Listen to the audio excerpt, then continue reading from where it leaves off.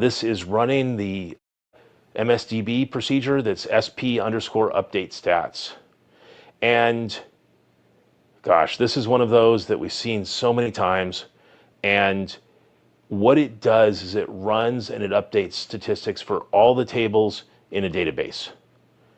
And oftentimes it's doing a whole lot of work to update things that haven't changed or may not need any updates. So I think this was an obsolete feature left over from SQL Server 2000, in that there are much better ways to do it now. For instance, we use the Euler-Halogram scripts all the time for doing index and statistics maintenance. And the thing that we get the most value out of with that is with those scripts, they go through and they look and see, do these indexes need to be rebuilt? Or do these statistics need to be updated?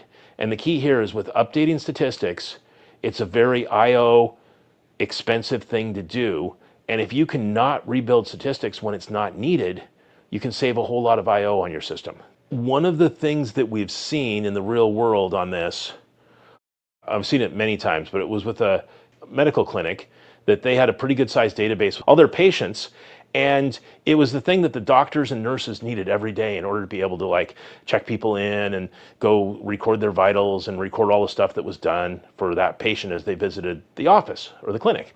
So what we were seeing was that people were running the original SP update stats. It was going through and updating statistics for everything. And it was something that they were kicking off at 11 p.m. and it wasn't finishing until around 10 a.m. the next day. And what that meant was from that time that clinic opened until 10 a.m. when it finished, their system was really unreliable and oftentimes completely locked up, because when it's rebuilding these stats, SQL Server doesn't necessarily make the right decisions on how queries are run. So what we did to fix it is we got rid of that procedure and said, instead, we'll use something like the Euler-Halogram scripts and only rebuild those statistics that have changed. And that made a huge difference. And instead of running for 11 hours, I think, or whatever it was, 11 hours, we were able to get the whole thing finished in under 2 hours. And the system performance improved massively.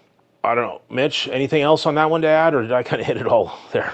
I guess a note with the Euler-Halogram scripts is that you can set a time frame. You set the start and limit for how long these are going to run. So even if you have, say, a massive database that has a lot of changes and these statistics need to be updated frequently, you can set it so it only runs in your off time, which will prevent cases where it will run over into production hours.